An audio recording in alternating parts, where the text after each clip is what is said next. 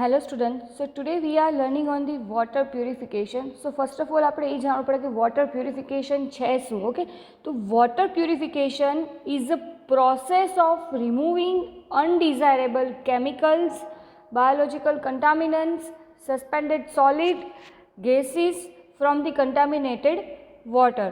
Okay, water that is free of disease producing microorganism and chemical substances deleterious to health is called potable water. Potable water મતલબ કે drinking water, કે એવું water કે જે પોટેબલ છે, મતલબ કે તમે પી શકો છો, કે તમે તમારા યુઝમાં લઈ શકો છો.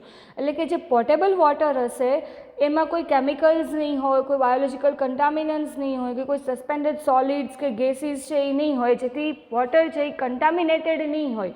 Okay, free from any deleterious component કે જે આપણી હેલ્થ માટે શું હોય, પ્રોબ્લેમ કોઝ કરતા હોય. ઓકે, તો એવા વોટરને તમે શું કહી શકો કે પોટેબલ વોટર. તો જે વોટર પ્યુરિફિકેશન આપણે કરીએ છીએ એના થ્રુ આપણે શું કરીએ છીએ તો કે વોટર છે એને ક્લીન કરીએ છીએ, કે પ્યુરિફાઈડ કરીએ છીએ, જેથી આપણને પોટેબલ વોટરના ફોર્મમાં મળે, કે જેનો આપણે યુઝ કરી શકીએ as a purpose of drinking. Okay, the water contaminated with either domestic or industrial waste is called the non-potable water. Okay, તો પોટેબલ અને નોન પોટેબલ વોટર શું છે એનો ડિફરન્સ અમને અહીંયા ક્લેરિફાઈ થાય છે.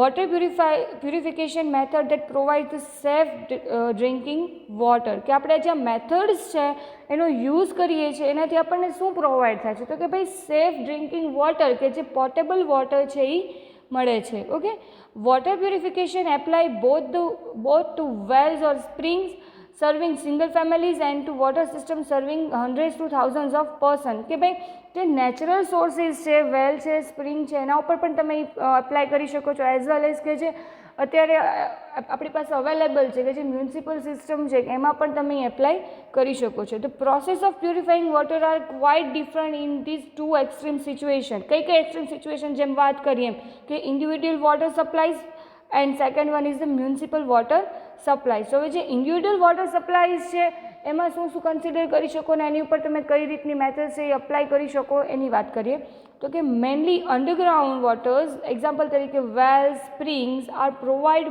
Most of the water for individual homes in rural areas. Rain water stored in the systems, the water from wells and springs undergo filtration. Well must be located at a safe distance or away from the contaminants. Okay, now the municipal water supplies includes the municipal water supplies from reservoirs. It requires a number of 3 treatments. કે આપણે જે municipal water છે કે જે રિઝર્વરના ફોર્મમાં આપણે store કર્યું હોય છે, કે જ્યાંથી આપણે હોમ ટુ હોમ સપ્લાય થાય છે એને એઝ તમે મ્યુનિસિપલ વોટરમાં કરો છો. હવે એની ઉપર ટ્રીટમેન્ટ કરવી છે તો મેઇનલી 3 રીતે ટ્રીટમેન્ટ થાય છે, અને આ આપણો મોસ્ટ આઈમ્પી પોઈન્ટ છે કે જેની ઉપર આપણે ડિટેલ સ્ટડી કરવાની છે કે કઈ ટ્રીટમેન્ટ છે મેઇનલી મ્યુનિસિપલ વોટર સપ્લાઈઝ ઉપર એપ્લાય કરવામાં આવે છે. તો એમાં 3નો સેટ છે. કઈ તો કે સેડિમેન્ટેશન, ફિલ્ટ્રેશન પ્લસ ડિસઇન્ફેક્શન. સાયમલ્ટેનિયસલી આ મેથડ થતી હોય છે અને વોટર છે એ પ્યુરિફાઈડ થાય છે અને હોમ ટુ હોમ સપ્લાય કરવામાં આવતો હોય છે, કે જે રિસન્ટલી આપણે આ થતું હોય છે. ઓકે, તો એમાં આપણે હરેક જે મેથડ છે ડિટેલ સ્ટડી કરીએ તેમાં ફર્સ્ટ વન છે સેડિમેન્ટેશન. તો બેઝિકલી બધાને ખબર છે સેડિમેન્ટેશન શું છે, કે કોઈ પણ જે કમ્પોનન્ટ છે કે ઇમ્પ્યુરિટીઝ છે એ સેડિમેન્ટ થશે, સેટલ ડાઉન થશે.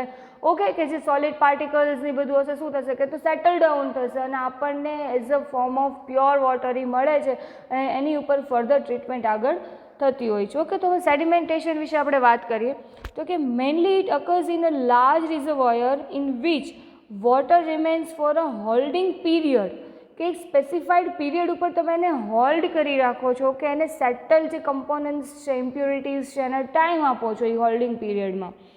During storage in reservoir, water usually undergoes some extent of purification.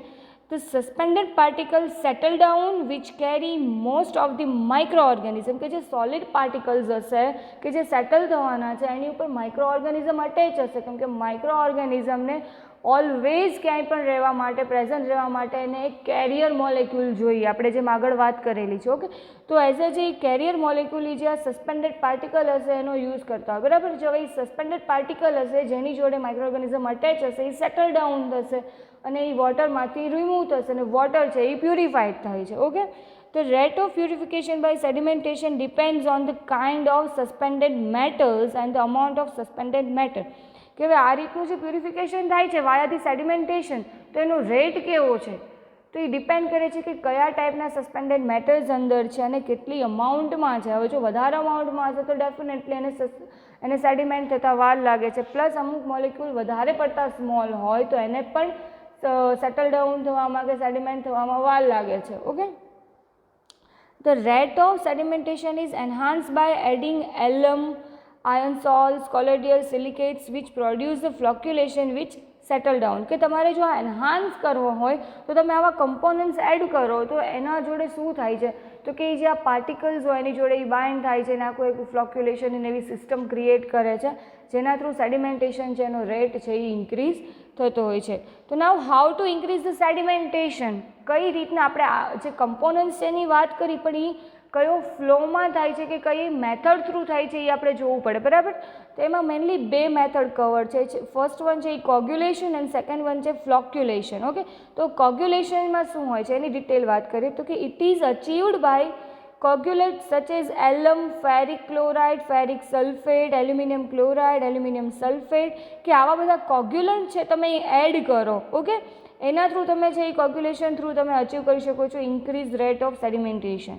કોગ્યુલન્ટ will generate small clumps by the addition of coagulants. Okay, now the flocculation, તો કે small clumps will gather together by addition of water soluble organic polymer of high molecular weight. કે જ્યારે તમે high molecular વેઇટવાળા organic polymers છે એ add કરશો water soluble ત્યારે એ ક્લમ્સ prepare કરશે small અને એ ગેધર થાય છે, આખું ગેધરિંગ કરે છે અને એ રીતના એ શું થાય છે હેવીયર મોલિક્યુલ બને છે અને એ સેડિમેન્ટ શું કરે છે ફાસ્ટર કરે છે. These organic polymer will add and clumps to get form flock. Example તરીકે પોલીડેડ મેક કરીને કમ્પોનન્ટ છે તમે એનો યુઝ કરી શકો છો. It is sticky consistency polymer and get attach and form of floc and generate the clumps. Okay, now the second one which is the filtration method. આપણને basic concept ફિલ્ટ્રેશનનો બધાને ખબર છે કે ફિલ્ટ્રેશન કયા બેઝિસ ઉપર થાય છે, કયો પ્રિન્સિપલ ફોલો કરે છે, તો એ જ બેઝ ઉપર મ્યુનિસિપલ જે સપ્લાઈઝ હોય છે એના ઉપર યુઝ થતું હોય છે. પણ એમાં અલગ અલગ રીતના ફિલ્ટર્સ છે યુઝ થતા હોય છે કે અલગ અલગ ટાઈપના ફિલ્ટર્સ છે એ લોકો પ્રિપેર કરતા હોય છે. તો એ કઈ રીતની આખી સિસ્ટમ ફોલો કરે છે એના વિશે વાત કરીએ તો કે filtration is an effective means of removing microorganism and other suspended material from the water. In filtration process we are using artificial filter bed. Okay, bed is made up of natural component. કે ભાઈ તમે એક filter થવા માટે એક bed provide કરો છો અને એ નેચરલ કમ્પોનન્ટનો બન્યો હોય છે જે આખી ફિલ્ટ્રેશનની પ્રોસેસ કરે છે.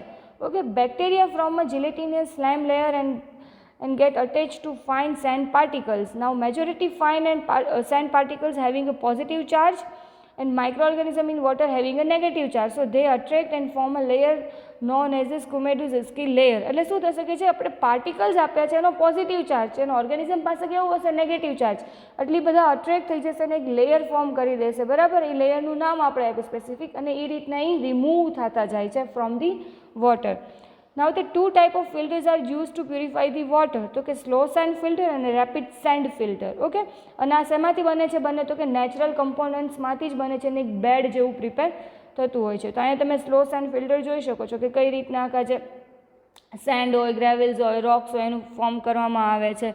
ઓકે, જો ફાઇન સેન્ડ ને ગ્રેવલ્સ ને બધું લખ્યું છે ઉપર અને એવી રીતના વચ્ચે જોયું વોટર તમે એપ્લાય કરો છો રો વોટર તો એનું એક લેયર પ્રિપેર થતું જાય છે. કઈ રીતના તો કે પોઝિટિવ નેગેટિવ અટ્રેક્ટ થશે ચાર્જીસ થ્રુ અને એવી રીતના લેયર થશે અને ઉપર આપણને પ્યુરિફાઈડ વોટર મળે છે અને એ તમે શું કરો છો તમે કલેક્ટ કરતા જાઓ છો. Okay, same as rapid sand filter છે એમાંય તમે જુઓ તો એવી રીતના એમાંય તે સેન્ડ છે, ગ્રેવલ્સ છે, રોક્સ છે એના અલગ અલગ આખા બેડ છે એ પ્રિપેર કરવામાં આવે છે, બરાબર. અને એમાં તમે વોટર સપ્લાય કરો તો એના થ્રુ એ ફિલ્ટર થઈને વોટર તમને મળે છે અને જે રિમેઇનિંગ જે વેસ્ટેજ છે તમે ફર્ધર કલેક્ટ કરો છો.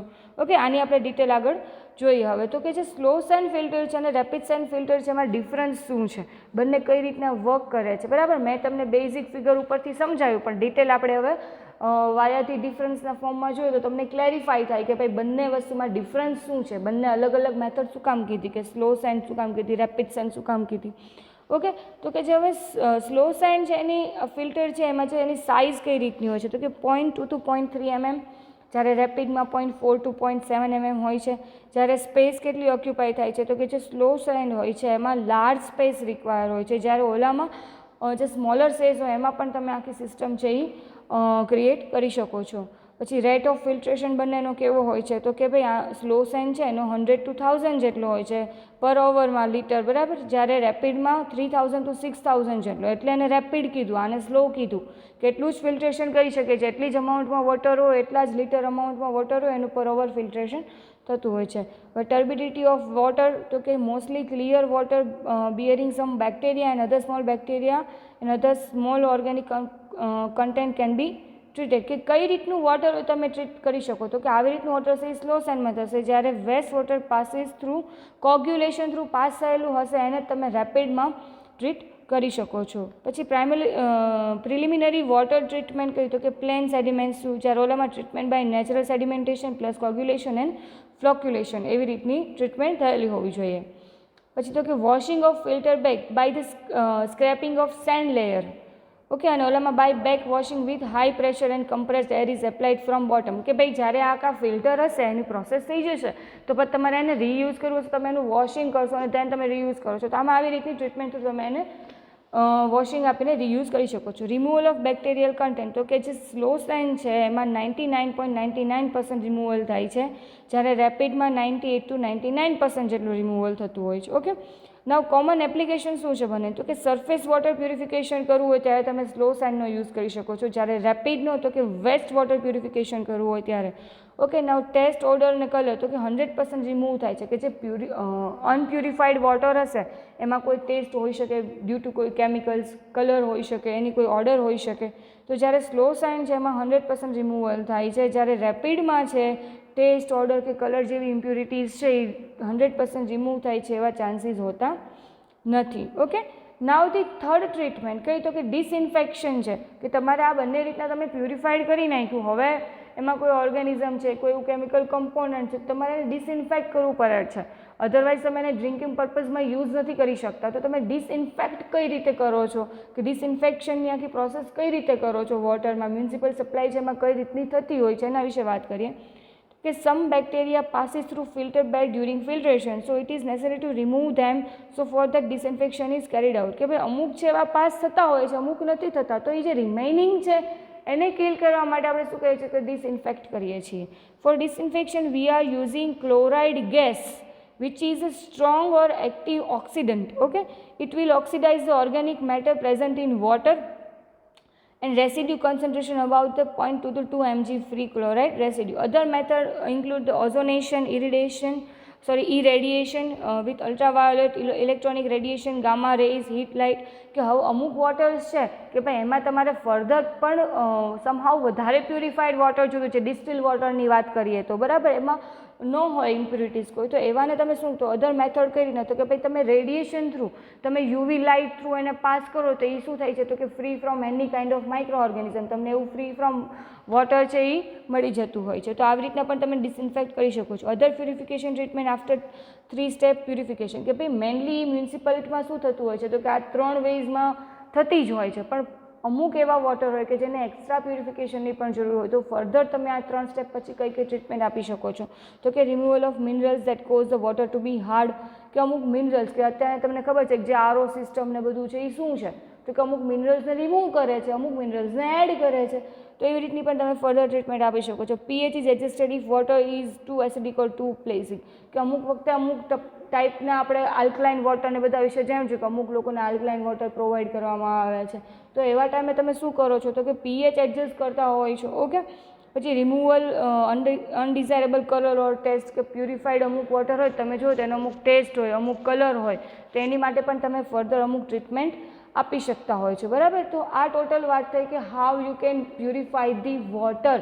હવે ઇન્ડિવિડ્યુઅલ સોર્સિસ થ્રુ હોય તો પણ ઠીક છે, મ્યુનિસિપલ સોર્સિસ થ્રુ હોય તો પણ ઠીક છે, પણ આવી રીતની મેઇનલી પ્યુરિફિકેશનની પ્રોસેસ છે એ વોટરના પ્યુરિફિકેશન માટે યુઝ થતી હોય છે, ઓકે.